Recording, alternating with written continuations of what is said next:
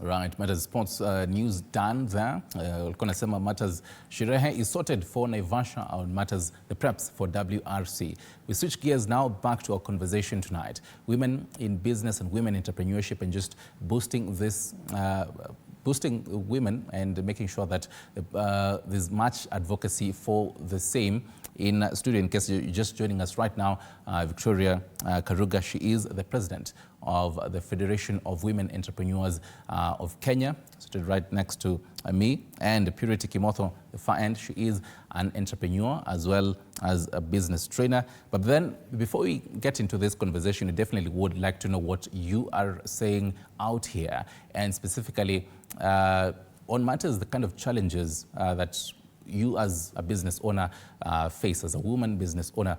Let's hear what Kenyans have to say and then get back. Ile changamoto wanawake hupata ukianza biashara ni ukosefu wa pesa, capital. Kwa sababu biashara ni lazima itahitaji pesa ndio uanze. Lazima utoke mahali ndio uweze kuendelea. So sasa mwanamke akipewa pesa ama wanawake wakipewa pesa, biashara ni nyingi ya kufanya. Tuseme ameenda kukopa mahali pesa, unaweza enda kwa bank, kwa sako. Zile vitu unaitishwa sababu anaitisha title, logbook. Na hizo ni vitu zinasemekana ni wanaume sana sana wanabebana na hizo vitu. Kwa hivyo mama akiangaliwa asset yake anaonekana hana kitu isipokuwa tu watoto.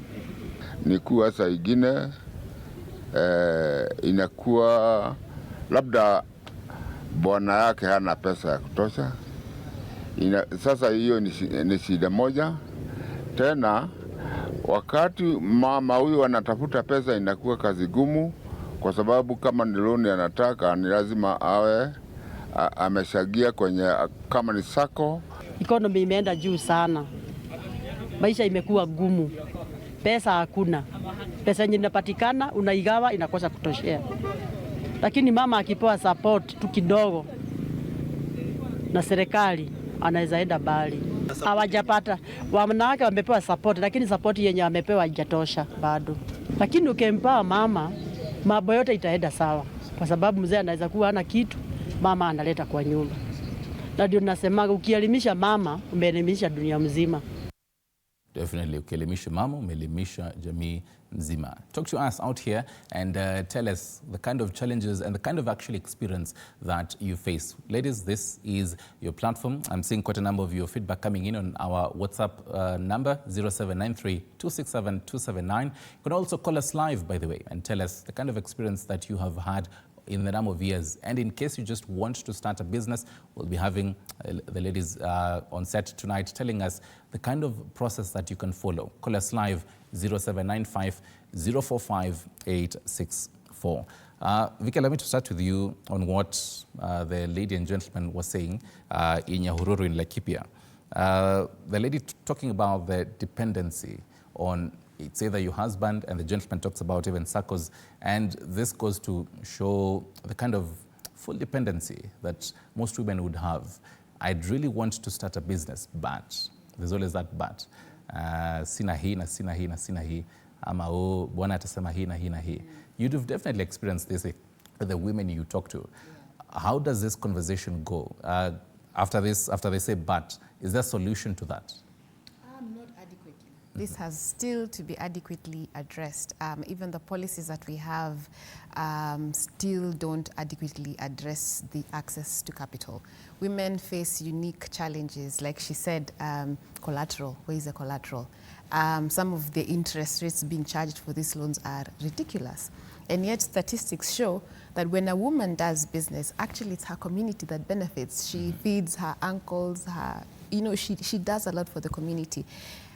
As opposed to men, by the way, and that's data. I'm not hating on men. That's just the way it is. So we are yet to push enough to have that inclusive investment. And women don't really need a lot. We women are a bit more risk averse. We don't ask, a man will go into the bank and ask for 100 million. I'll ask, what will I do with that 100 million? But our business makes a lot of sense, but we still have a big gap especially sometimes I think when we live in Nairobi, we don't see the real picture in the other parts of our country and how they really are. Yeah. Right. And you talk about data, and this is definitely what we're going to be looking at largely. I said MasterCard has released a very interesting report just today, and it's definitely timely. First off, it says 18% of women say they do not know how to start a business. This is compared to 11% of men. In correlation with this, it also goes to say that 31% believe entrepreneurship isn't really their thing, you know. So that means that quite a number of women out here are in this particular gap of this particular data. Kimotho, as she says, women won't really need a lot to have a business running. There are a number of women listening to you tonight, and they just really want to know this particular tricks, tips and tricks. How do I even start a business? In your experience, how does she out here start this business, whatever it would be?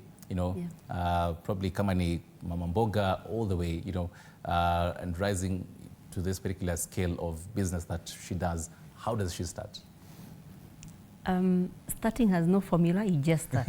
That is for sure. Okay. And number two thing I would want to comment is about capital. I haven't heard anybody say they had enough capital, that's why they started a business. By the way, it's very dangerous to start a business because you have money. There are two categories of people. People who start a business because they have money, then the people who start a business to look for money.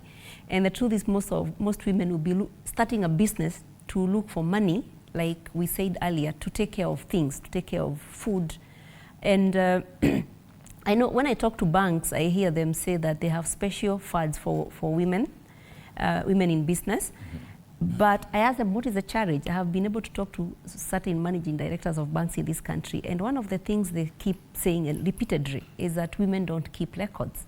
Okay. So it's as simple as your husband left with 200 shillings to buy food for the day, and you can decide that day that that 200 you'll buy cabbage and resell. It's that simple. You have an access to, I like using this, I'm sure, an analogy saying, you borrow 1,000, you go to Marikiti, for example, or Nyahururu, where she is, buy cabbage or bananas, and then you have already identified the market, which is the work there. Actually, markets are harder to fight than starting the business itself. Because when you're starting a business, who is the market? Who is going to buy your product? When you start there, it's easier.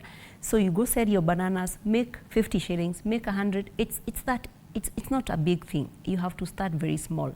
And in Africa, when we say we are not entrepreneurs, it's very risky in Kenya especially, because how many corporate jobs are there? How many government jobs are there? Very few. You will find our economy lands, most employment is actually created by SMEs. SMEs is Mama Boga, Mama wa Kibada, Mama wa Hardware. So those two people you see working around that mama, that is the employment we look at in Kenya. So, but then, and sorry to cut you short, but then someone who works maybe in corporate or maybe even the government sectors, they'd ask you, I have an 8 to 5 job. How do I split my time to ensure that I can actually also be an entrepreneur? Yes. And in my 8 to 5, I don't, I maintain my work flow. So if you're, so what do you do before 8, by the way? Because let's assume when you woke up at 5, like a normal Kenyan. So between 5 and 8, and then after the 5, what you do in those times, that's what will decide how financially stable you become, realistically. I mean, like she mentioned here, we are now in the digital age. You can sell anything, whether you have it, whether it's yours or not. Okay. So if you have a phone, actually if you have access to Facebook and you spend, these days Facebook can tell you how many hours you spent every day. Yes. 4 hours on average. What are you doing on Facebook for 4 hours and you're not selling anything? Even TikTok, I realized it gives you, I think, a weekly report of how much you've spent. Yes. So assuming that personally I sell cars, for example, if you came and talked to me nicely and said, I have seen you have these Mazda CX-5, for example, I can do very good content on that Mazda CX-5 and then market it. I'm just giving an example, a scenario. And then now you go post it wherever. And then you sell and make your 20,000. Starting a business is not hard. Okay. So you start there, and then with time you build your own capital, because there's no bank that will go, you go to the bank and say, I have this big idea, I need 10 million Kenya shillings. I assure you that will not happen. Right. They'll need to see how you started 200 shillings to 1,000 to 10,000, and now we are talking about 1 million. And luckily, even now, most banks, SACCOs, they have what they call mobile loans. You borrow and return on the phone without necessarily going to. So let's start there. Right. Then let's keep records. You sold two cabbages today, have those records and take them to, even if it's a normal black book, write everything that you do. Where did the money go? You sold, bought stock, used fare, start putting those records. Right. And then, as she mentioned earlier about accessibility to information, there are so many women programs happening and accelerator programs that have been going on. I just finished like one sponsored called She Trades. I finished another one in January for 9 months. All of them fully funded. It's unfortunate that it's only foreigners who fund our programs. I'm looking forward to very soon Kenyans being the one funding our programs here to help women in business. Right. Vicky, chime in on the bit of matters, keeping records. And now, because what you know, she was alluding to was someone who sells probably cabbages and has to have all that record. But then we were talking about the gig economy, and particularly for the millennials as well as the Gen Z, and the kind of jobs that they do. Someone would probably, they don't have much responsibility, so they look at, well, if I've been able to earn this, then I can be able to spend quite a number of this. Talk to the number of young ladies listening to you this evening on how they make sure they have their records as well as even saving this amount of money, the kind of tips and tricks to balance all that. So financial management is a skill, and you learn the skill. You either learn it the hard way, or you go and look for information and actually understand what it entails, which is why I was saying pay attention to the money. One of the other biggest things that statistics has shown that plagues women is the lack of financial literacy. Actually, that's a really big one. Even before you talk about access to capital, financial literacy is a really big one. So hence, case in point, there are no records, because I don't understand that even records are meant to really help me. So we have so many tools now. Your phone has a capability of keeping records sometimes. There is a sort of fallacy that M-Pesa are records. Those are not records when it comes to a banking institution. You have to put in money into an account, even if you're going to remove it and use it for something else. You have to show those sort of transactions. So if you're starting out right now and your business is on the phone, get a bank account. Put what you earn at the end of the day into an account, then remove it. Invest in this... money market fund? Not even money market fund yet. Hey, that one. Invest in your business. Your business is a money market fund first, but you invest in these small apps that are there that are help you to track your expenses, track your revenue. You don't need a whole QuickBooks and all those other things that come with it. Nowadays is everything. So digitally, actually, you have everything you can to manage your finances, but you need to learn. And again, now with Google, you have a lot of resources out there that can teach you how to do that. So women, if you're young, you have to be curious about money. You cannot make money and then go do your hair at the same breath and then go spend this. You have to really have good business manners, financial manners from the very beginning. And you'll find even it works for you, because then you can also track. You can say, I'm making this much money. One of the questions we get asked is, are you paying yourself? Questions like that. And those can only come if you start looking at a business like a business, I think. I can put it that way. Not as the way we start, I was trying to make money to pay rent. This, Yes. And whatever you're talking about, now this definitely would affect, would cut across both men and women. You start something, someone has listened to you tonight, and they decide 2025 is my year to do this.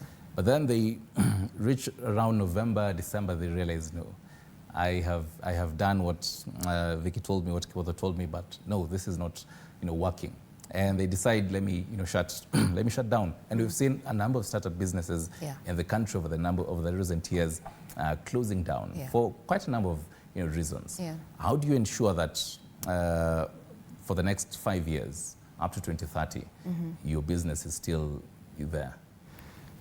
I think when you're starting a business, really, the way that I see it and the way maybe I've experienced it, we can hear what Purity has, is you're really focused on building the business model. You're not aware of it, but you are, because you're trying to figure out what products am I selling, how much am I selling this product, what's working, what's not. So you're kind of conducting market research unaware, and then you're also trying to get people to work with you. There's so much there that's going on that sometimes it's difficult to even think about my model for the next 5 years, you see.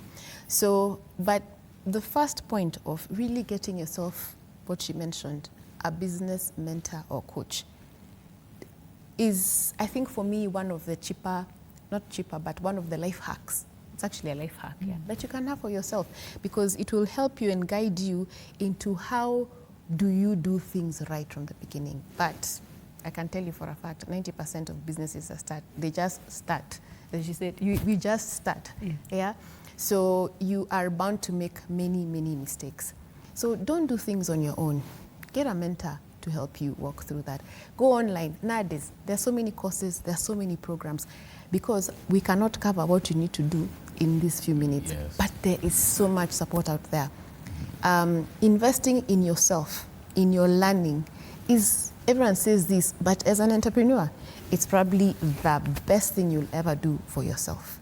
It preempts so many problems. It gives you things to think about. Getting into networks that support entrepreneurs themselves, that's another thing.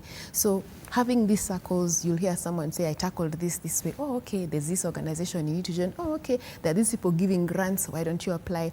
So social networks that build you and support you, learning skills, getting a business mentor or coach, those are longer term ways to ensure that you get through that 5 years.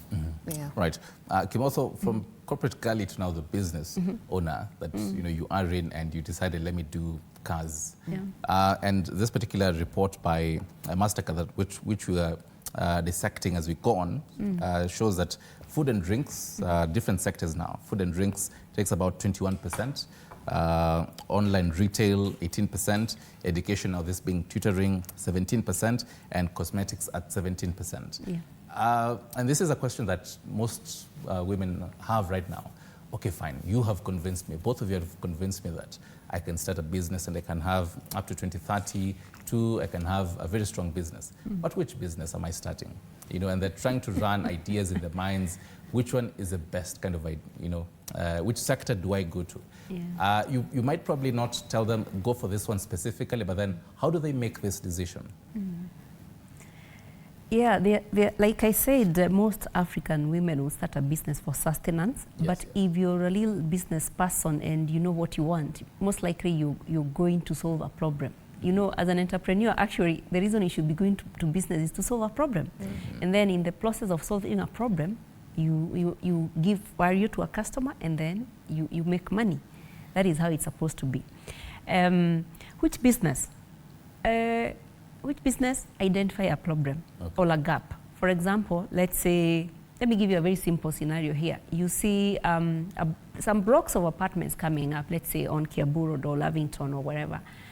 And then you're like, the people who will be here need to eat. Where will they eat, for example? Yes. And you just home, maybe you just lost your job, or for whatever reason you don't have a source of income. And you need to figure out how much can they afford. And then there you are, they can afford, let's say, 80 shillings for a meal. So what meal is 80 bob? And then now you go ahead and do what needs to be done. So I know sometimes business sound like such a big thing, but it comes from very small things. Even people who started like apps like Uber, they just saw a gap. People who started like, I don't know what Elon Musk saw when he was studying the electric cars. But yeah, it started with a gap. Like she says, nobody knows, you really don't know what is ahead. Actually, for business, you jump, then every day for a business person is it's a new day.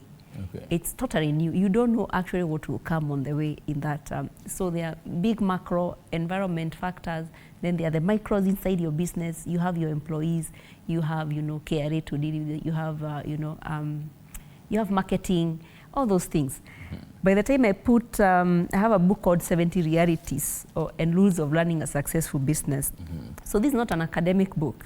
It's the realities that personally I have faced the past 14 years, just trying to run a business. And when you read it, you're already in business, you're like, oh, so this is normal. If you have not started a business, it just prepares you. It just prepares you for the... there's something she mentioned about business money. I talk about it here. Business money is not your money. If you want to go buy a shoe, for example, and your business, you sold revenue of 20K, remember revenue also is not profit. So that financial literacy she's talking about, which I am very passionate about, is what you need to know, even if you're an engineer or you're a medical doctor or a wakili. Those are basics that you need to learn when you're going to business, because they will save you a lot of problems. And nowadays we have what we call Google and actually YouTube University. You can literally get everything from Google if you have the time to read. If you don't have the time and you need to sit with someone, you can still sit with someone and get so much knowledge. She also mentioned about networks. When you go to forums, I have met women who are still employed who want to leave employment in networking forums, and they keep their ears open. They listen to what people are doing. So if, for example, let's say you want to export coffee and you meet, in my last training, I met like 4 people who are exporting coffee out of Kenya. So what we do, you identify one person and then they become your mentor. That way now you know where to start. How do you get funding? How do you get the market? You talk to that person and get information. So as much as we are saying which business, there is no correct answer to that. The truth is you have to sit down and decide. Even I cannot tell someone. If you come and ask me how to do car business, I'll tell you. But I cannot tell you how to do fish. I do not know about fish. Yes. You'd have to come up with your own research and figure out why are you even doing it in the first place. And then you move. You make mistakes, you rise and continue. All right. Yeah. Vicky, a final question before I get your final remarks. And also, even as International Women's Day is nearing, I'd like both of you to wish someone out here Happy Women's Day. But before we get to that, and this is something that a number of people are really asking, how do you deal with the loss? And you realize, yes, as much as you are either made to get into business or you're either born to get into business, from where you sit as president of FOWEK, for the young girls out here, they haven't reached this particular age to actually know that business would be something that I'd want to do. But then how do we start training them as young as they are to know that this is something that I can actually do, and it's not as as complicated, as hard as I may see out here? There are still forums. There are still programs that are run for young girls in universities, in colleges. But even business education, the one that we did, is one of them. I think they're doing business actually. Like they're selling tush. In the colleges, they're doing quite a bit of business, small-scale business. And younger than that, younger than in high schools and... oh, the younger ones? Yes, the younger ones. I think let them be children. Okay. Yeah, just let them be children. I think one of the things we forget is that children were meant to be children and to play and to learn through play, and as they grow up and they identify. The reasons why I say I was more into entrepreneurship is because my father was an entrepreneur. Okay. So I grew up in that space. So for me, it was natural that I wanted to go in that space. Never mind, my mom was employed by government, but that didn't appeal to me. Right. So I think we are nurtured by the environments that we find ourselves a lot and the people that we hang around with. So perhaps maybe organizations like FOWEK and other ones, there are many out there, could have initiatives together where we take these young girls and speak to them. But the person who really excels is the one who's curious. So my advice to the young girls asking questions, I'm happy you're curious now, but be even more curious. Go look for further information. Look for us on socials. Ask us questions there. We'll direct you to the places you need to go, because these things are they're not easy to just tell you right now. But if you get great places of mentorship, you will go very far. I have an example of one entrepreneur, last thing. She started her business at 19. Okay. It's been 17 years since she ran that business. She can give you her whole story. Why did she start her business? Because she got pregnant. She couldn't go to school anymore. So she needed to make money to feed her son. What did she do? She baked cakes. Now she runs a whole catering company that does about $1 million to $5 million. Right. Go figure. So, because of time, I definitely have to wrap it up. You, someone who you'd want to shout out? Gosh. Okay, I'll start with you, Kimotho. Yeah. A very brief, a sentence of your final thoughts and someone you'd really like to wish Happy International Women's Day.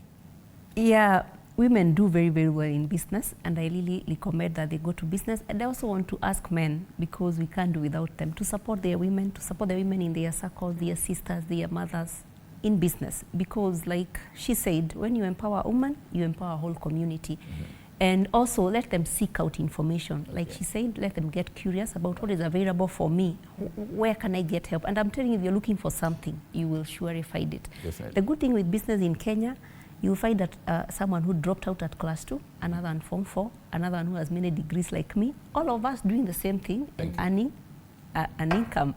I would wish I want to wish a few women happy International Women's Day. The ones who told me they will be viewing. One is called Shiko Mui. She learns Torito Gardens, and she does other businesses. She's in real estate. And then there's also Grace Wangari. She runs Nairobi Outpatient. Very, very hardworking women. And my mother, who was a real businesswoman, but she also did it just to feed us. And I think that is why I never wanted to do business, because I mean, it was just feeding us and that was it. But I actually have dedicated one of my books to her. I'm sure she's not watching, she's in the village, but I dedicate and wish them well. I wish her also a happy International Women's Day. Thank you. Right. So, Kimotho, any list? Happy International Women's Day to Christine Kasina. I think she's doing a lot of good work around super moms. She has a super mom as an organization, and she tries to empower mothers. Right. Yes. So, Santeni Sana, and happy International Women's Day to both of you. Thank you very much. Thank you very much. Victoria Karuga, she is the president of Federation of Women Entrepreneurs in Kenya. Thank you very much for your insights, and definitely seeing what FOWEK is doing out here, as well as Purity Kimotho. She is an entrepreneur, a business trainer, as well as an author. We've seen her books here tonight. Thank you very much, ladies, once more, and happy International Women's Day to all of you women out here.